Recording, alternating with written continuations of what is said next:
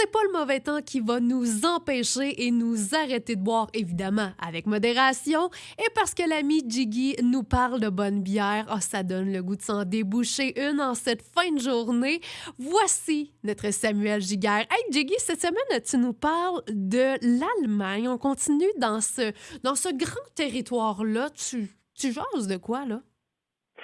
Aujourd'hui, Noémie, là, en ce mercredi, je m'adresse à toi, à moi et à tous les gens qui apprécient une bonne petite bière sûre, une bonne petite bière fruitée, parce que on se revendique le droit, on peut en boire à l'année longue, OK?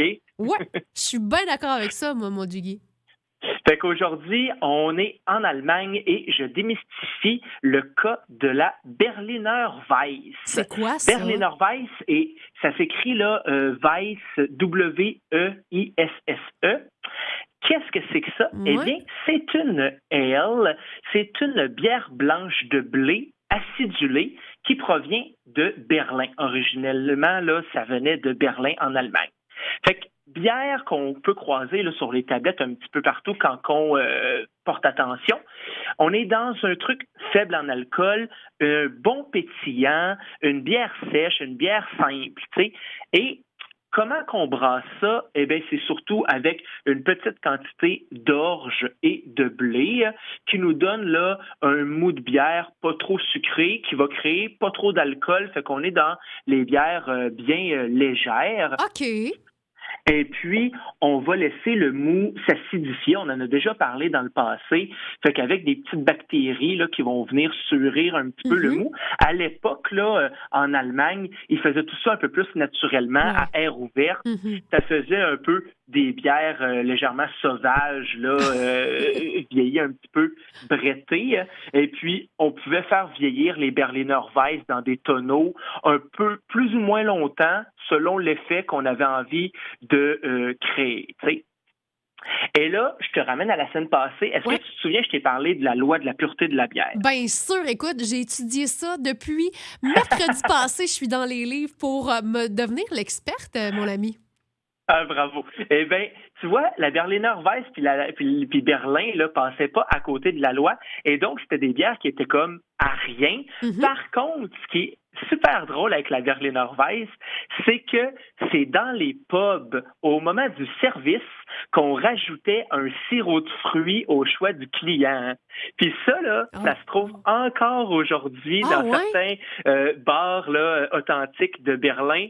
On peut avoir une bière bien standard, là, mais rendue à la boire, on va te demander, tu veux-tu un sirop de framboise, un sirop de quelque chose? Fait qu'on va venir pimper, là, donner un petit kick avec un petit truc fruité à côté. Mais Jiggy, je sais que toi, tu es allé visiter Berlin. Est-ce que ça t'est arrivé, cette expérience-là? Non, j'ai jamais eu l'occasion de trouver un de ces pubs-là. Je dois dire que la dernière fois que je suis allé dans ces coins-là, je m'intéressais pas autant à la bière qu'aujourd'hui. Fait qu'il y a plein de choses que je savais pas qu'il va falloir que je retourne vivre. Ah, t'auras pas le choix, c'est certain. Hey, rendu au niveau d'expertise que t'es, Jiggy, c'est sûr, faut que t'aies faire le plein d'anecdotes comme ça.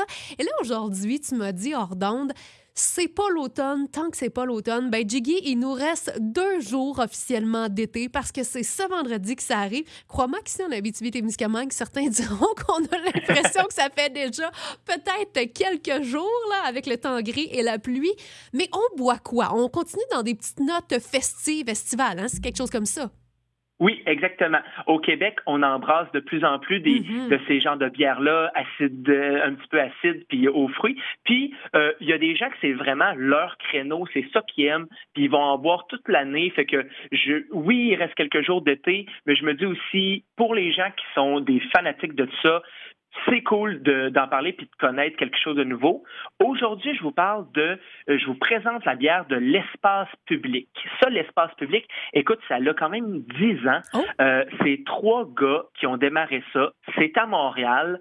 Le brewpub, il est charmant. C'est sur la rue Ontario, là, vraiment en ville. Et ils ont aussi une usine de production pas loin de là avec un petit salon de dégustation. Tout ça là, est pitonnable sur Google et Google Maps là, quand vous êtes dans le coin puis ça vous intéresse. Eux autres, ils font plein de bières, l'espace public, mais entre autres, ils font énormément de petites bières sûres. Fait que c'est pour ça que j'en parle aujourd'hui. Et ils se distinguent, eux, par le fait qu'ils encannent dans des petites canettes de 355 millilitres au lieu des grandes canettes. Ça, je trouve ça cool. Ben oui, c'est petit, là. 350, c'est quoi? C'est une canette de boisson gazeuse régulière, c'est ça? Exactement. Okay. T'es en plein dessus et c'est donc moins cher un petit peu et ça nous donne l'occasion de goûter à plus de choses. Ben oui, en effet. Alors, aujourd'hui, je vous parle entre autres de ce qu'ils appellent, eux, leur bière de terrasse. C'est ça qui est écrit sur l'étiquette, bière de terrasse.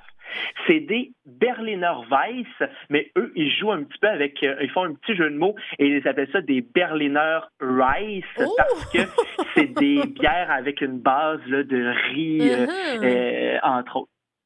Fait que c'est très cool, ça donne une chouette texture, le riz dans la bière. Et là, ils en font à plein de sortes.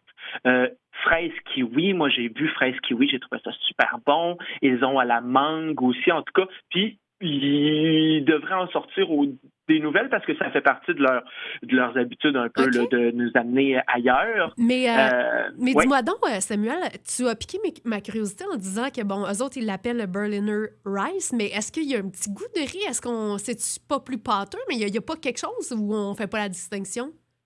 Je pense qu'on fait un peu la distinction quand même quand on le sait puis qu'on s'y attarde. Là, on va le sentir un peu. Le riz dans la bière, des fois, c'est là sans qu'on nous le dise. Ça amène de la texture, ça amène du corps, surtout pour une petite bière très légère parce que la bière de terrasse, on parle de 3,5 %. Puis des fois, pour pas que ça soit trop plate en bouche, le maïs ou le riz, c'est des céréales qui nous donnent un peu de rondeur, c'est le fun. Puis je fais une mini parenthèse. Des fois, tu sais, je parle avec des gens qui sont cœliaques ou qui sont intolérants au gluten, puis ils se cherchent des bières avec d'autres céréales. Faites attention quand même parce que c'est pas parce que c'est une Berliner Rice puis il n'y a pas une petite base d'orge quand même là, qui contient du gluten. Fait que faut toujours rester à l'affût. Là. C'est pas une bière sans gluten. Là. Ça va vraiment être écrit c'est celui-là, mais effectivement, il y a une partie de riz là, dans la recette. Hey, je te remercie pour ce rappel-là. C'est vrai, hein? Il y a des gens, justement, qui sont limités dans ce qu'ils peuvent voir. Trop souvent, on oublie ça. Hey, merci, c'était très, très apprécié encore une fois aujourd'hui, Samuel. Et on a l'occasion de te reparler cet automne. Oui, tout à fait. Je suis avec vous autres aussi longtemps que possible. D'accord. Hey Samuel, je te souhaite une belle fin d'été. Il te reste 2 jours pour en profiter. Puis, lorsqu'on va se parler la semaine prochaine, déjà, on va être en plein automne. Merci. En plein automne. Merci. Santé tout le monde. Oui. Merci beaucoup. Bye-bye. Santé à toi. Bye-bye.